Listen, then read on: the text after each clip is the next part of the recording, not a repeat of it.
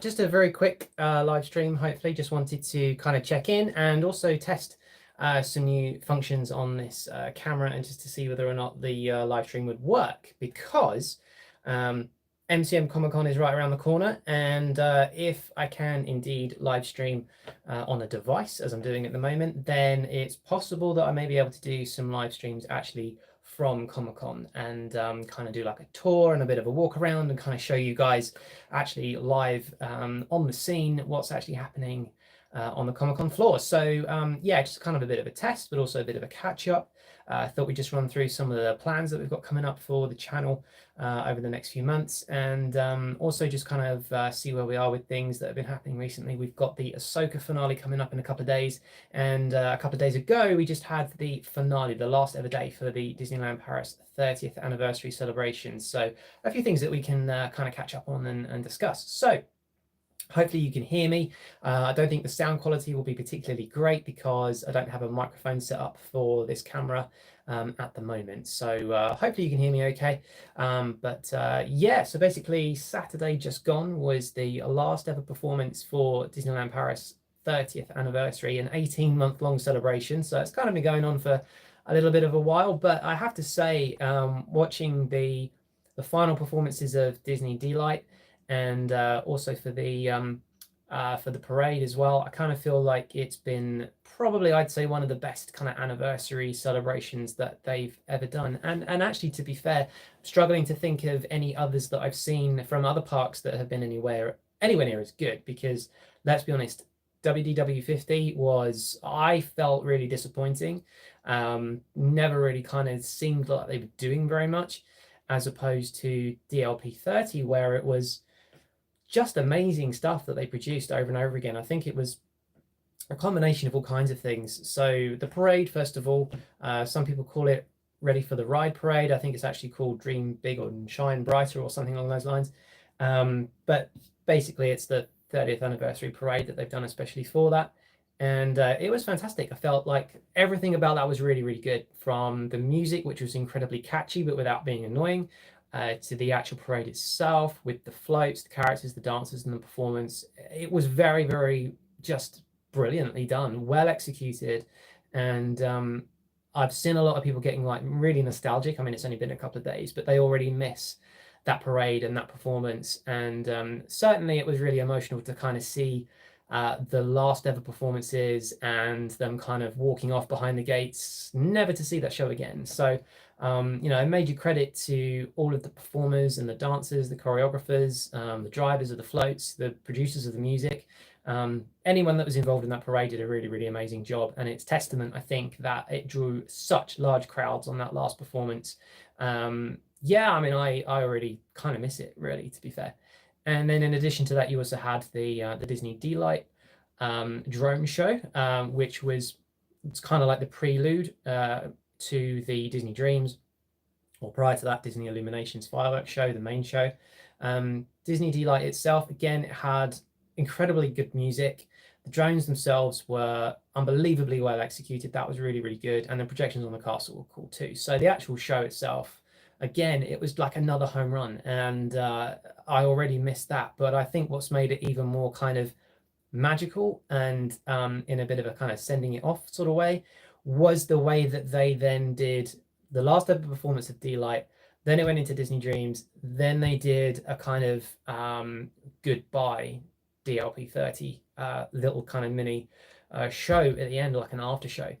And it was a more stripped back kind of emotional power ballad version of the same song from Disney Delight, but unbelievably emotional. And watching quite a lot of the live streams that were being done from it at the time, loads of people were sobbing and crying. I really miss this show and the way that they finished it. I can't remember a time where I've ever seen an anniversary celebration being concluded in that way, with you know, that stripped back, really emotional power ballad version, to say goodbye, to actually say goodbye to an anniversary, and you know, putting the drones in the sky, kind of saying thank you to everyone that's involved. It was kind of just a beautiful send-off, really, really emotional. And I think that in that moment, it's really struck a lot of people as to how much they connected with the 30th anniversary celebrations enjoyed everything about it, from that show to the parade, and all of those memories. And 18 months is a long time to kind of drag out these celebrations.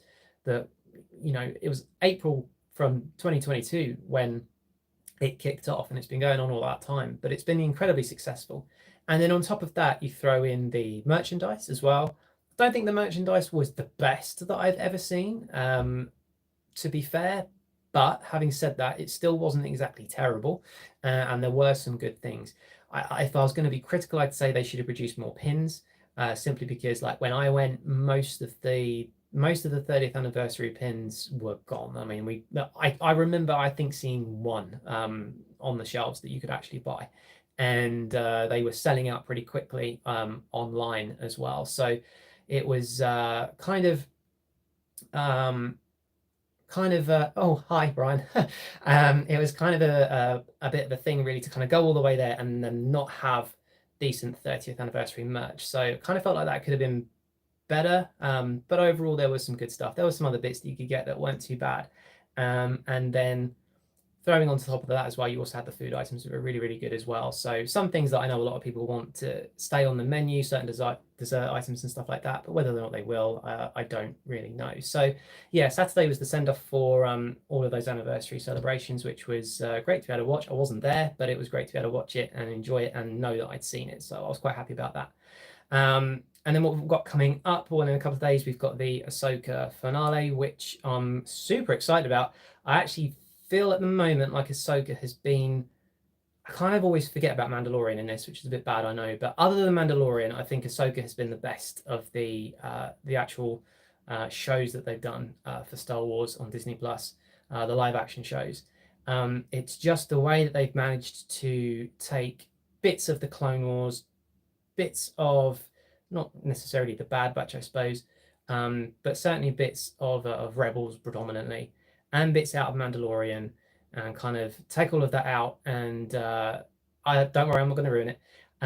But take aspects out of those shows and then turn it into something that's really good in live action. But you've had, I'm not going to say it now because if you're only on episode 3, I don't want to spoil it. But episode 5 was just brilliant, and probably, particularly if you're a fan of Clone Wars, was easily one of the best episodes, singular episodes, of any of the live action shows that they've done. So it's been really good. Looking forward to the finale. I don't quite know whether I'll do like a reaction video to it, or wait until the end of the year to do a kind of 2023 Star Wars in review vlog like I did last year. But the problem is there's only been 2 things. You've got Ahsoka and you've got the last Mando series. So I don't know whether to divide them up. I don't know. We'll see what happens come December, or whether or not the finale is so good that I feel like I need to make a video about it. So we'll see. So that's Wednesday. I'll definitely see it Wednesday. And then next week we've got the New Forest to go to. Don't know whether or not I'm filming any of that. I probably won't. I don't know, unless there's something particularly exciting to film. But a couple of weeks after that, we've got MCM ComicCon. So I'm looking forward to that. Catching up with Silver Sabres Combat Academy while I'm there, meeting a few of them. So that'll be really cool. And then a couple of weeks after that, they've got their Linton Cup, which is basically an international tournament hosted in London for lightsaber tournament. So it'll be good to kind of go and film that. And it's always a really, really cool thing. So hopefully we'll be able to get down there. It's not easy to get to, so I'm hoping that it'll be all right. And then with any luck, I'll be able to get some decent footage while we're there. So then you get into December, and I'll start doing review videos for the stuff that's come out this year. 2023, we still haven't had everything from Marvel yet. I think we've still got, what have we got from Marvel coming out? We've had Guardians, Ant-Man, the Marvel's still to come. I think Loki season 2 maybe comes out before the end of the year as well, so that we've still got coming up. So it's a pretty tight schedule filming wise for me, for vlogs and stuff and reaction videos to the shows. So that's coming up over the next couple of months, and then we get into next year. I don't know whether or not Gobsmack Comics will be doing their usual Star Wars Day in February, but if they do, I'll try and film that again like I did this year. And then we're heading off into the spring, and then loads of Comic-Cons that I'm looking at the moment. MCM in the spring, Portsmouth, Southampton, Brighton. We'll see whether or not we can do all of them. So that's kind of what we've got coming up. Lots of cons, and there'll be all sorts of things. And hi everybody. Yeah, so there's lots of stuff that we've got coming up. Yeah, it's hopefully be really good. So we've got bits in the pipework, which is always really cool. What I don't have at the moment is any Disneyland Paris trips booked, which I'd love to be able to do. It's not the best time for me to be spending that kind of money, but you never know. By the time we get into next year, maybe things will be different, and I'll be far too tempted to go and see what they've got going on. It's the Halloween season at the moment, which is probably my favorite time of the year to actually go. So I kind of feel like I'm getting a bit of FOMO at the moment by not being there in October. So we'll see. Hopefully, maybe at some point in 2024 we'll get back there. And Liam, if you're watching as well, I believe you may have mentioned at some point going to Chessington. So if we do that, we'll definitely do the we'll definitely do some filming down there and take the GoPro and try and get some more decent ride videos. Portons Park was pretty good actually as a bit of a test to try to see whether or not it will cope with proper roller coasters, because in Disney I never really used it for anything other than, say, Big Thunder Mountain, which isn't a particularly extreme coaster. There's no real drops in it. It's just a very fast moving vehicle ride. So you go to Chessington, it'll be a little bit more extreme, I imagine. So it was good to kind of use it and see how it worked. Also worked really well in the rain. So that was quite cool. I'll take the GoPro over to MCM and try and do some walk around footage with that as well. But potentially, if the Wi-Fi is any good, live stream while we're there. I've spoken to somebody from Silver Sabres who was happy for me to kind of do some live streaming of one of their shows. So there's that as a potential as well. You never really know if it's going to work out, because obviously with like live streaming guidelines, you don't want to be standing in a crowd, and you can't control what the crowd will do or what they'll say. So if they start swearing and stuff like that, then obviously I'm not going to want to film that. So kind of got to be a bit careful with that kind of thing. So there we go. So there's lots of stuff coming up. But yeah, really just wanted to test out the live streaming on a device setting, which seems to be a bit of a new thing. I thought you needed 1,000 subscribers to do this, and apparently you don't. So that's a change. So that's definitely something I wasn't aware of. So I've been pushing to try and get subscribers through shorts. Got to almost 950 before I found out that I didn't need 1,000. So never mind. There you go. I've still got 950. So 940. So that's kind of cool. And hopefully with MCM we'll start getting some more as well. Trying to push a lot of TikTok videos out at the moment too, and I'll get loads of stuff from MCM like I did last year. So that should be good. So there we go. So that's all. I just wanted to kind of check in and yeah, test out the equipment, see if it all works, which it seems to. So that's good. And yeah, probably the next video that I'll do will be at the weekend. I've got two parcels of pin mail, Disney pins that turned up that I need to or want to do some vlogs for. So they won't be live. They'll be edited because it's just easier that way.